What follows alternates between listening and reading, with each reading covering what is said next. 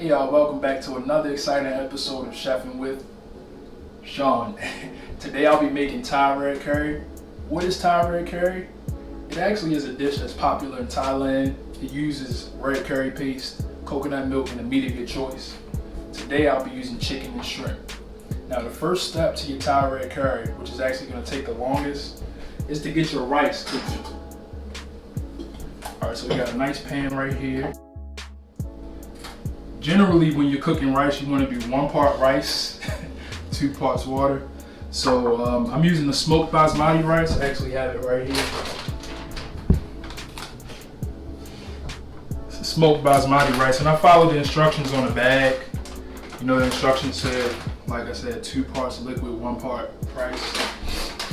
All right, so we're gonna get that going for a little while. Here's my top right here. All right, after we get the rice up to a boil, we just want to make sure the water level is no longer above the rice. Then we'll add in a stick of butter. Turn it down to a simmer. Let it simmer for maybe 25 minutes or until your rice is completely cooked. All right, now that we got our rice cooking, we're going to start on the most important part of the dish, which is the red curry itself. We want to use a technique called mise en place because there are so many ingredients.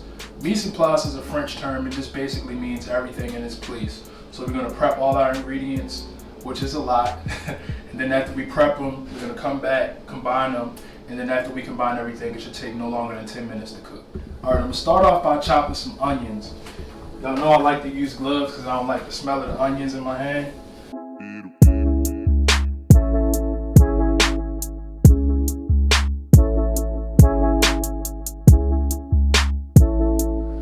Alright, now that we got our onions chopped, we're going to move on to our bell peppers. I like to use yellow and orange. You can pretty much use whatever colors you want, but I like the color variation with the yellow and orange.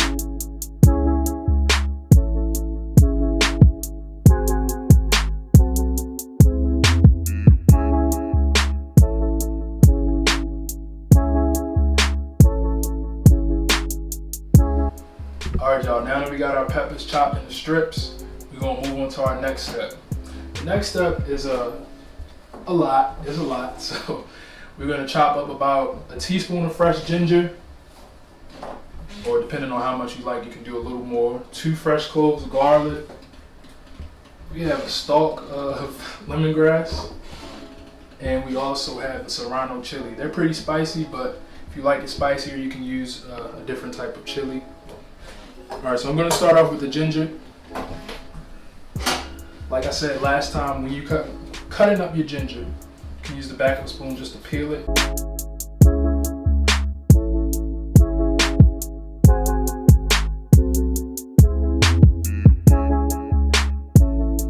Moving on to our garlic.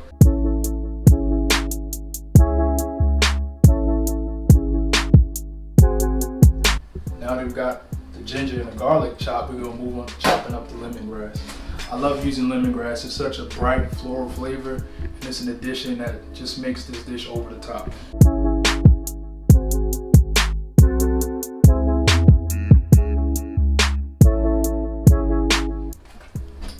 All right, now that we got our ginger, garlic, and lemongrass chopped up, we're going to move on to a serrano chili.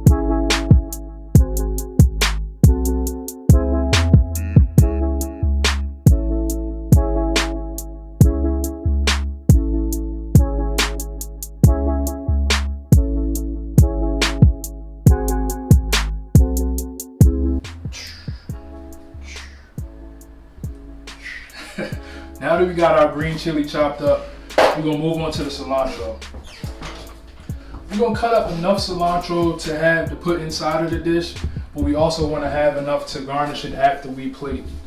So I'm just take a big handful of cilantro. I love cilantro. It's one of my favorite herbs actually.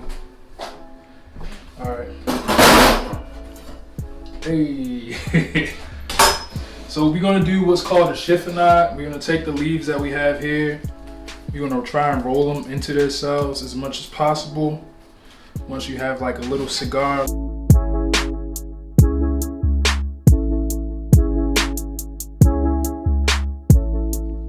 All right, we got our cilantro chopped into the side. Now we're going to move on to the protein of our dish, which is the chicken and the shrimp. I'm gonna start off with the plastic cutting boards. Like I said last time, we don't want to risk contamination. So we're gonna start off with the plastic cutting boards. I'm gonna start off by cutting up my chicken.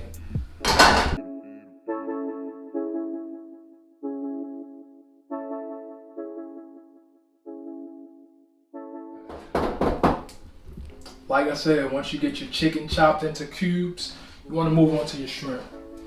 You got about a pound of shrimp here, decent size, they're about 16, 20 count. You can find these shrimp at your local supermarket.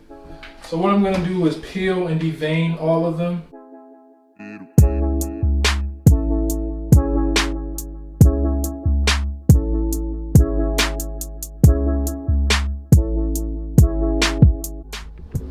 Alright, so peeling and deveining the shrimp was the last part to our mise en place.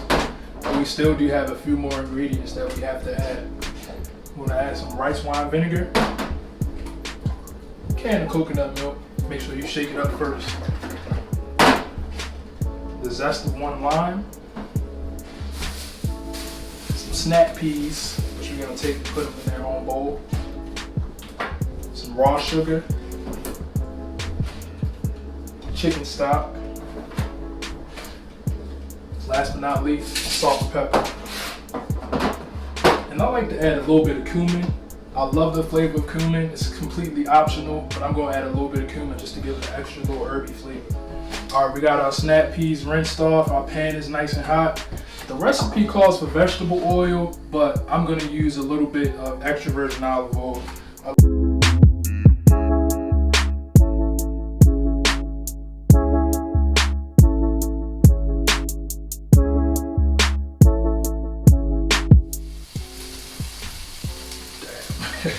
It's been about 5 minutes, so now we're gonna add in our boneless, skinless chicken breast.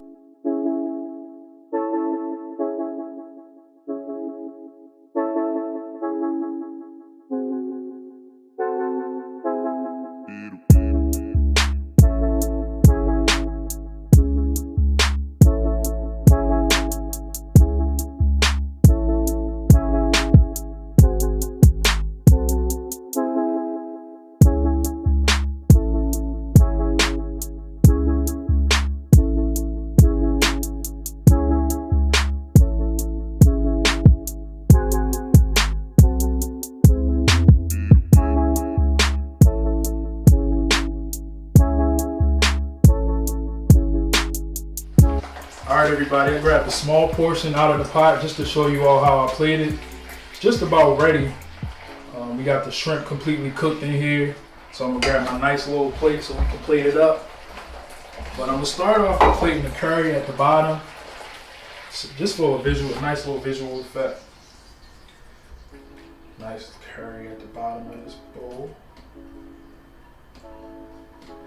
Alright, now we got our curry in there. We're gonna serve it with a little bit of rice on top. I like this rice. It's a smoked basmati rice once again.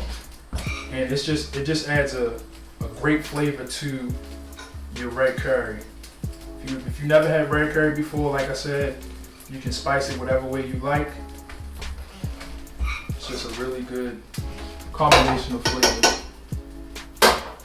And just for a little dramatic effect, I'm gonna add a little bit of cilantro onto it.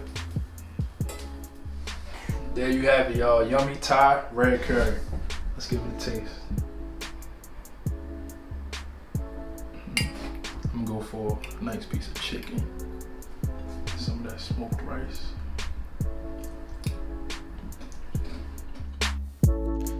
Thank you all for watching. I'll catch you all next week for another exciting episode of Chefing with Sean.